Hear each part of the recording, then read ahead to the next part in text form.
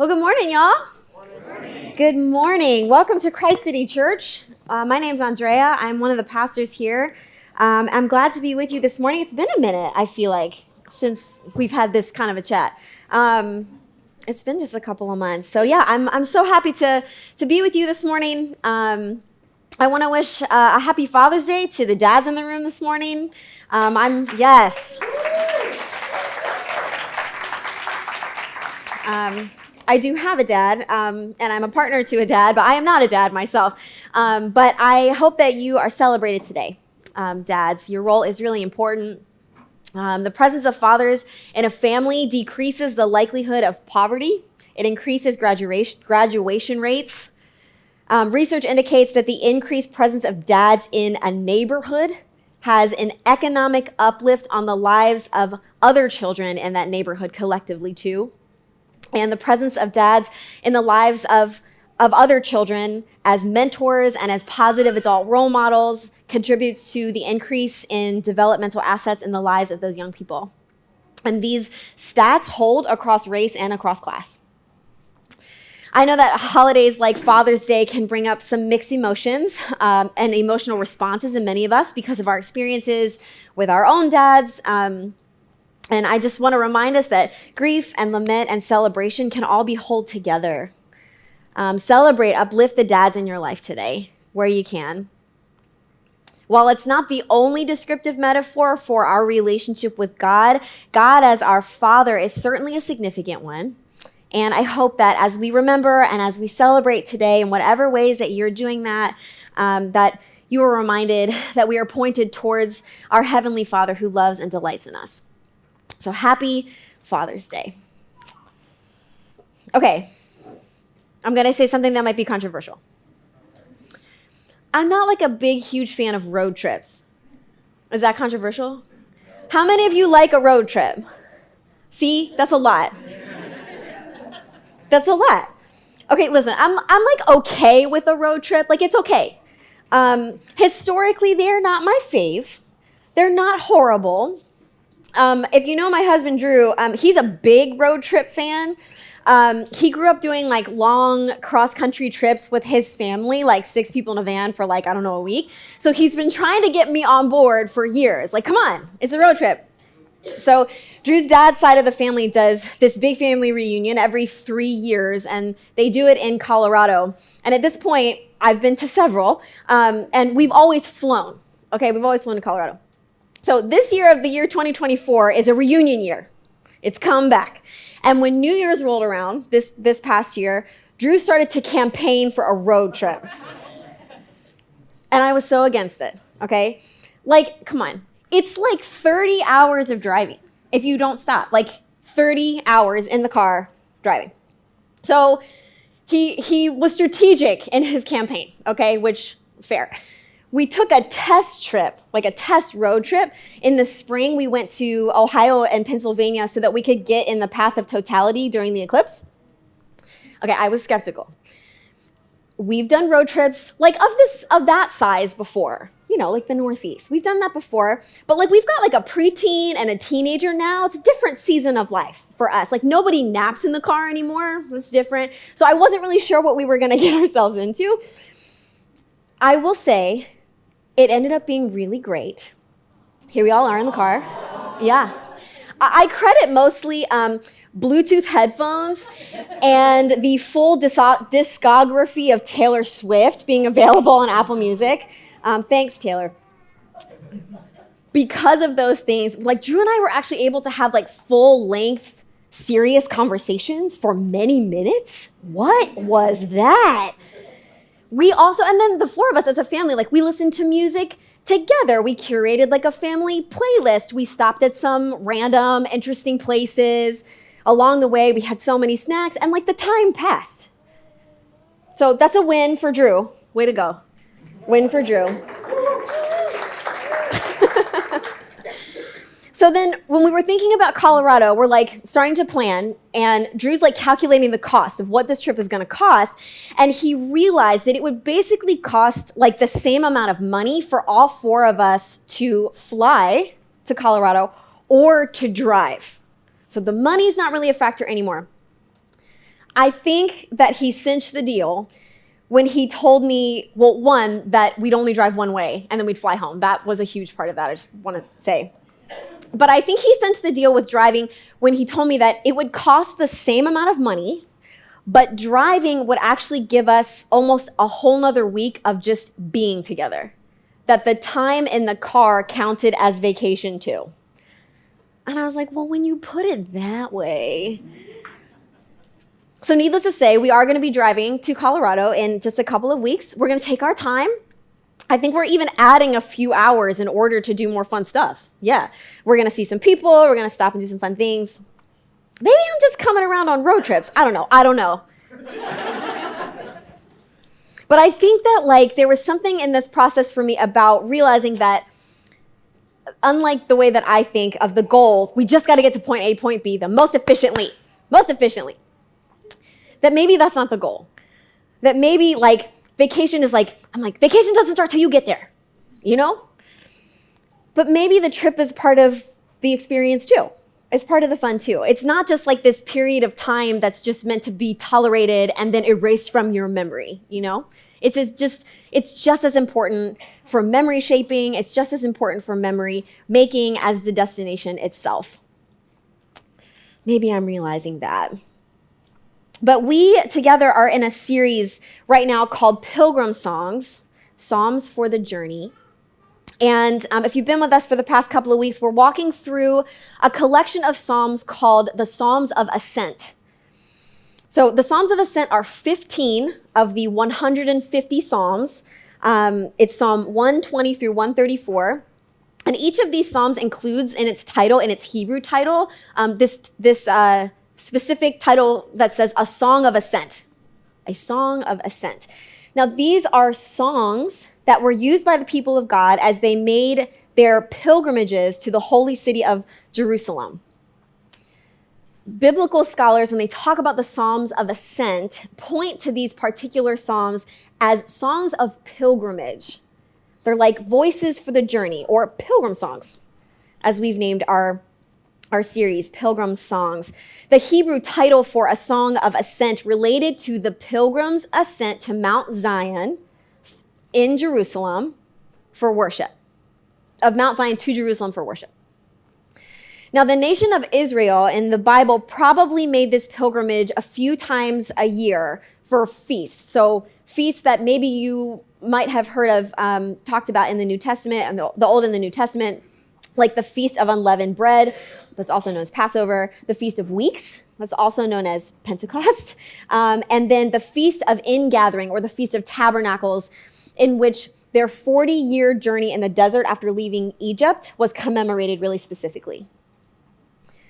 God's people in the Bible knew what a pilgrimage was. They were very familiar with that idea, with that experience, remembering that God provided, remembering what God did, and being expectant that God would provide for them then. Now, these psalms, the Psalms of Ascent, were some of the songs of the journey to these feasts as they were walking and traveling.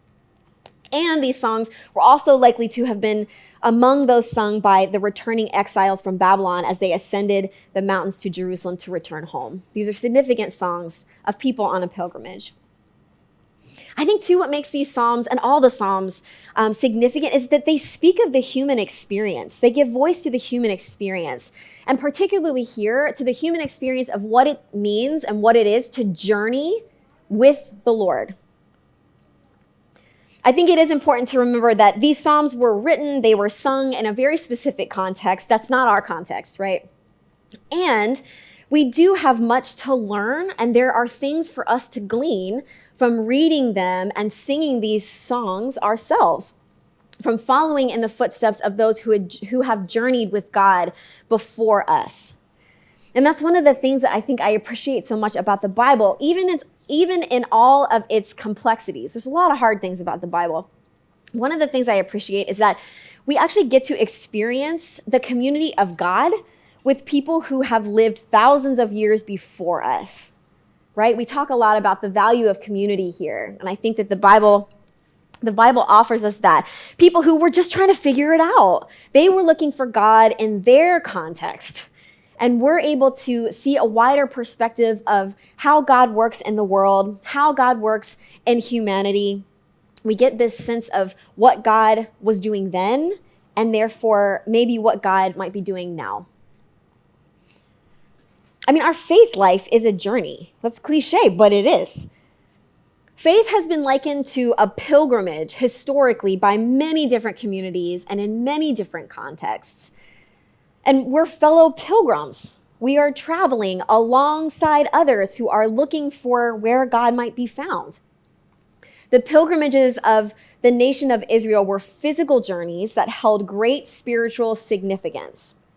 So their pilgrimages ended in Jerusalem. That was their arrival point. Now, Jerusalem was the destination point because it is where God promised that God's presence would be. It would be there. I think a lot of the times people are drawn to pilgrimages by like nostalgia. You think about the past, you think about its significance. But Jerusalem was not just about the past for this community of people. It also held a promise for the future. God was present there. God was moving there.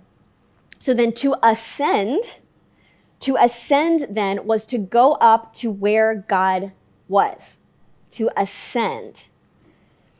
And we, likewise, are fellow pilgrims. We are traveling alongside others who are looking for where God may be found. And therefore, we resonate with the songs of other pilgrims as we journey together. I've been really grateful to be in this series in this particular time and season in our community's journey. Our community is Christ City. As you've heard today, as you've heard over the past several weeks, we will be meeting in different places and at different intervals throughout the summer. While our worship space for the past 11 years, this elementary school, undergoes some changes. And we're excited for that. We're excited for Minor. And it presents us with an opportunity to do something different. Like, faith is always a journey, right? And we are experiencing together as a community a new, really specific kind of pilgrimage this summer together. And I feel like it's significant to be reading through the Psalms of Ascent with you. I'll here make another plug for our weekly summer devotional. You can find it at the link on the screen. Yeah. So from now until the end of August, we're going to walk through the Psalms of Ascent. We're going to be preaching through them at our 3 gatherings over the summer. And we're also going to be reflecting on them together individually. So we are creating this companion devotional guide. It's housed on our website.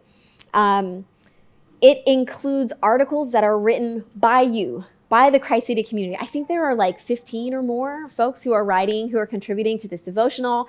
It's going to include poems and worship videos that were produced by Christ City that were made from 2020 to 2022, which was during our last season that we were not able to be in Minor during the pandemic.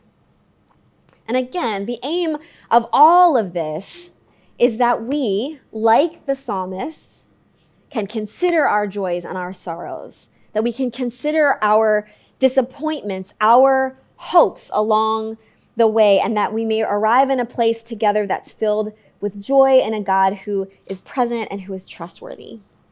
So I commend that devotional to you as well. So Watson kicked us off with the series a couple of weeks ago with Psalm 120, which is a lament about how things are, and then this call to trust in God. Lisa led us in Psalm 121 last week with a reminder that God watches over us, that God guards us, that God keeps us. And today, we're looking at Psalm 122.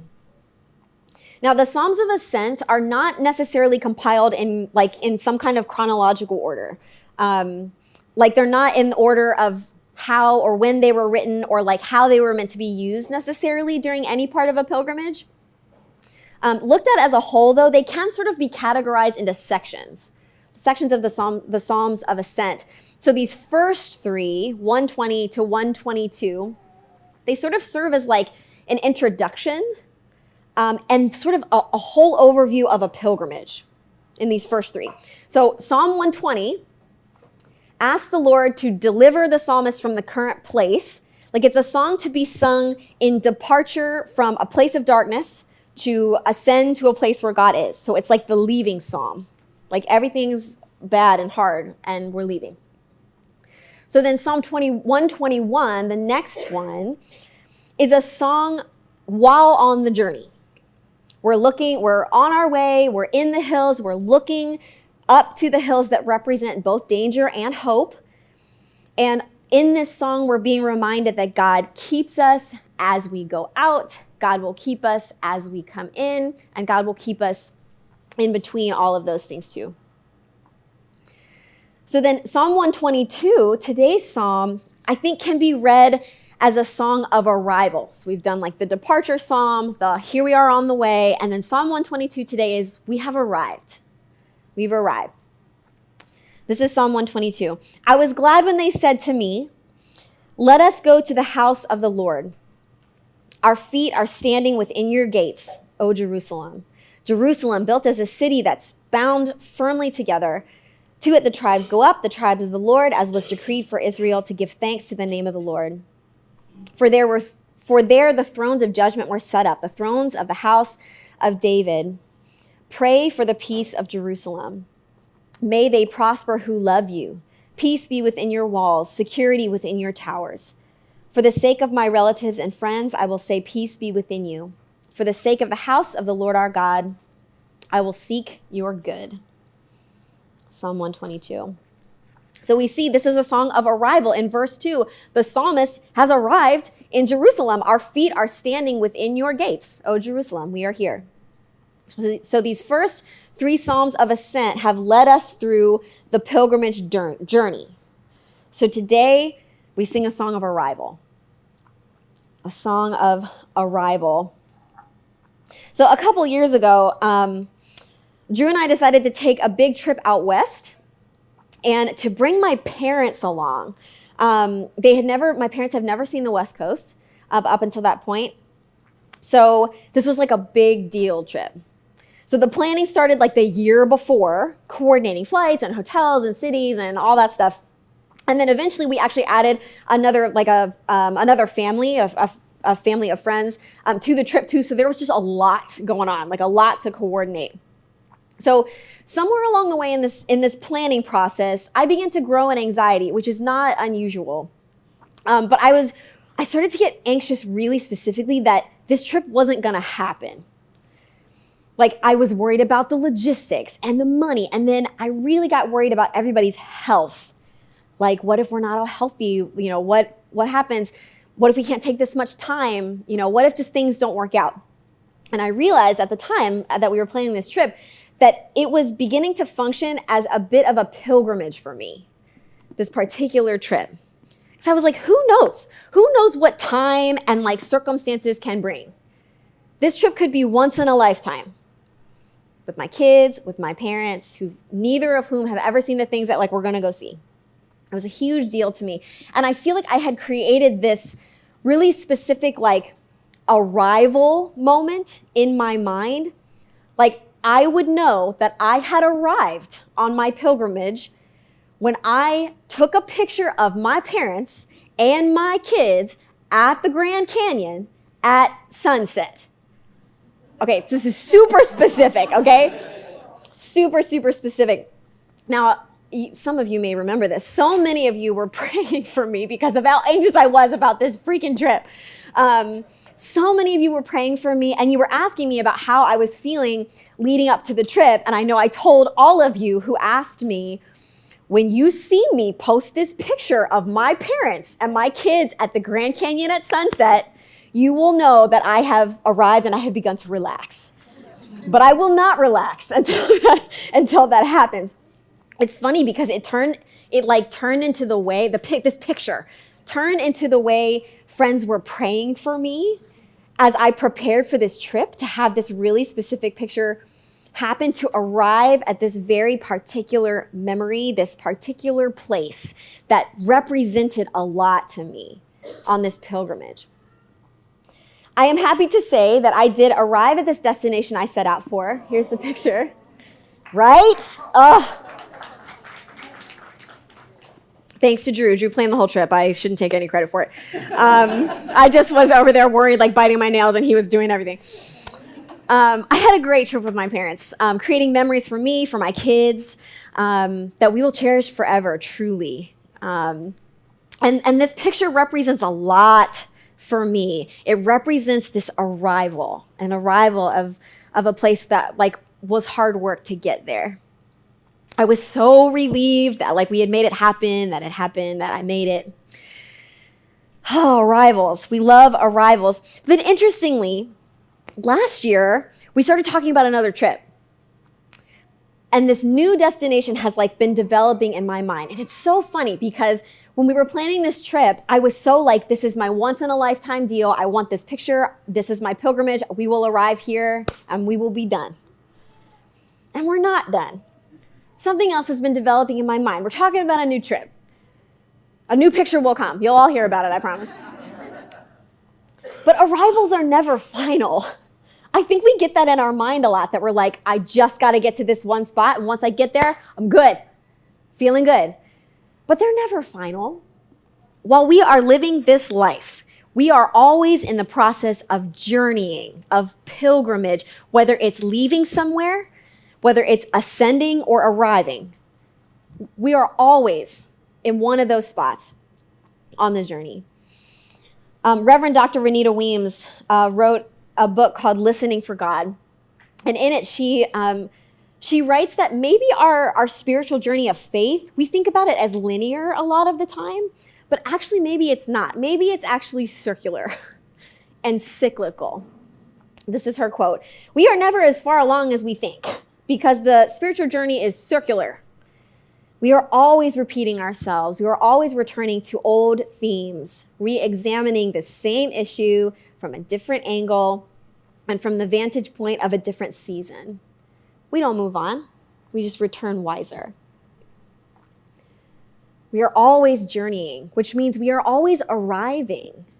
There's always an arrival point."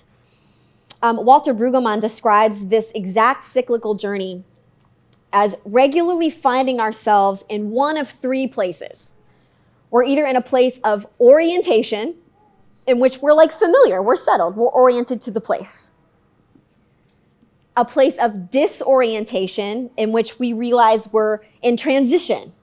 We are moving to somewhere else, whether that's our choice or not our choice, but we are disoriented because we're not in this familiar place anymore. And then the third one is a place of reorientation. In that spot, we're able to see where God has brought us. We're able to start to settle into a new place. My 12-year-old daughter was processing her feelings about the last day of school this week, which was Friday. Big changes for her.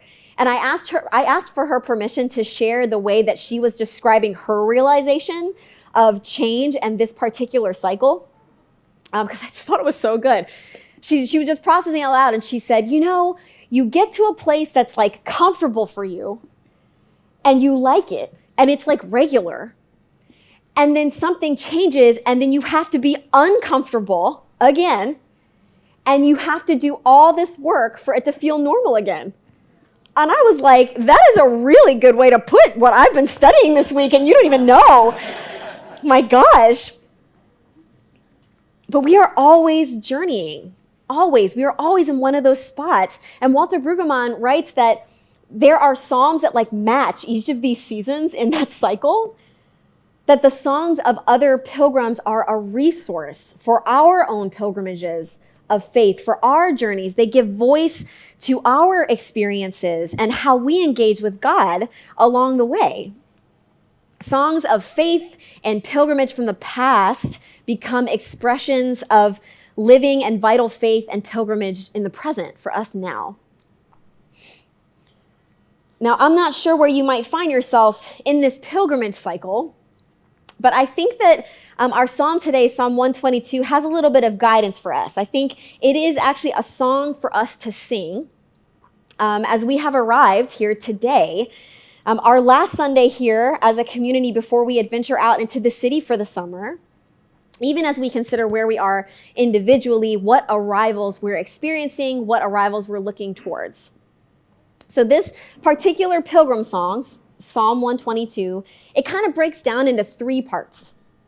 And I think each of these 3 parts has a really practical invitation for us to kind of reflect on our own journeys, reflect on our journey as a community this morning, and where God might be in all of it. So first, in Psalm 122, the psalmist takes stock of where they are. This is verse 1 and 2. I was glad when they said to me, let us go to the house of the Lord. Our feet are standing within your gates, O Jerusalem. So in verses 1 and 2, the psalmist has arrived. We're here. We're in Jerusalem. We've ended this pilgrimage. We're here. And takes a look around. Look around. It's right, I think, to take a moment to acknowledge where we are on any part of a journey. I think that we sometimes avoid doing that because we're busy or because it might bring up fear or grief or disappointment. But I think taking a moment to recognize your own arrival somewhere on your journey is seeking to recognize where God is. Look around. How might you define the season that you're in right now? How are you experiencing this season our church community is in right now?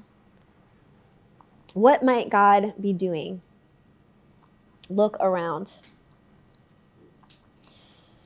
Moving forward into the psalm, in verses 3 through 5, the psalmist then takes a moment to look back.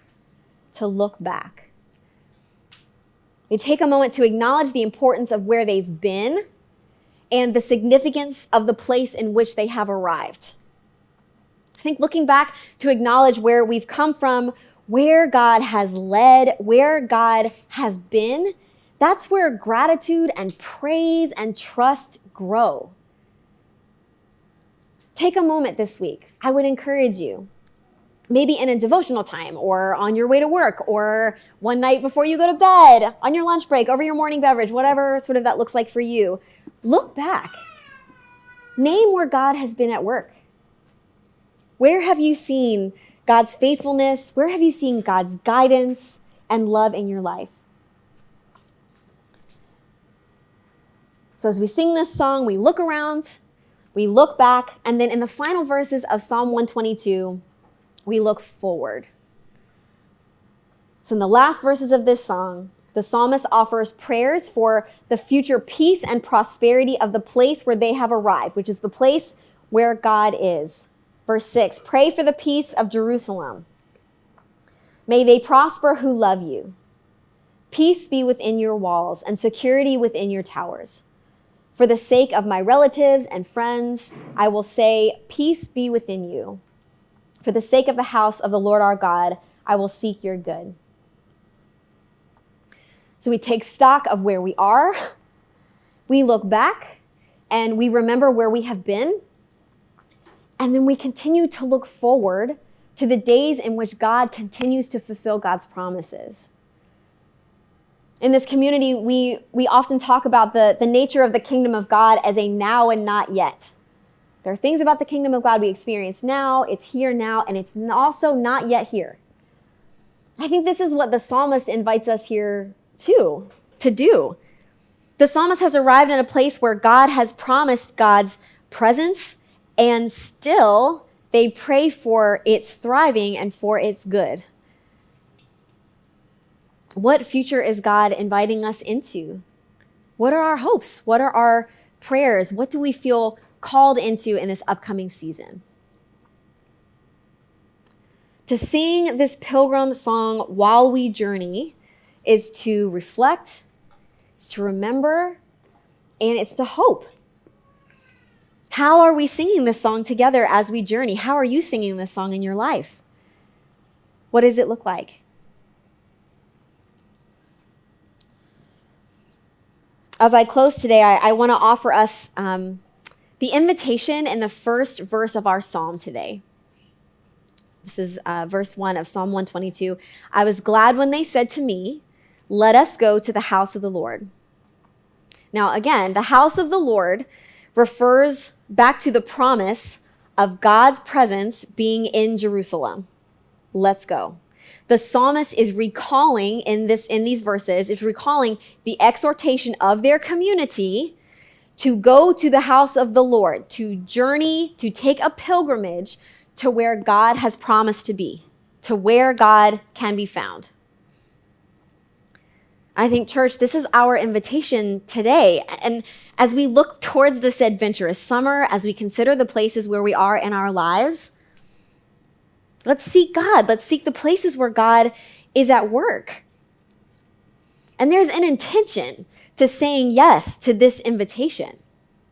Seeking God where God may be found requires a discipline. A pilgrimage takes intention, it takes preparation, it takes a focused aim. A pilgrimage isn't just like a wandering, you're going somewhere. This summer, we're going to have the opportunities to sing this pilgrim song of Psalm 122 together in the places where we gather. We'll have the opportunity to look back, to remember God's faithfulness. We'll share our hopes and our prayers together as we look towards the fall. And we will celebrate our arrivals as we recognize God's presence in us and around us. I'm excited about that. I think, too, that the Psalms of Ascent remind us that we do not journey alone. We journey with our community. It's not just a solo effort. We ascend with others. We care for one another on the journey. We're meant to hear the singing voices of our community as we climb.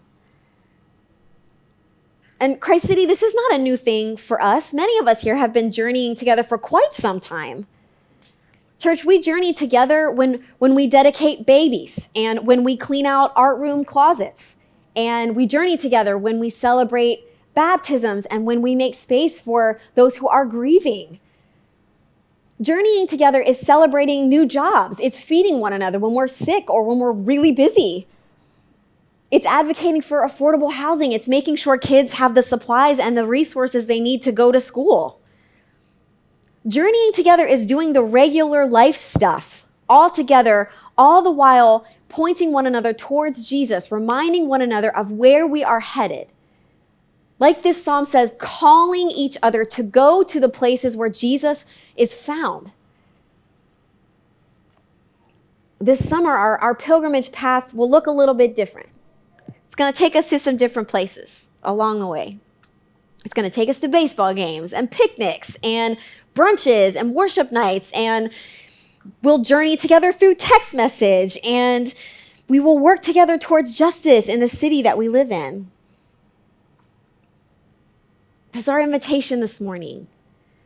Let us go to the house of the Lord.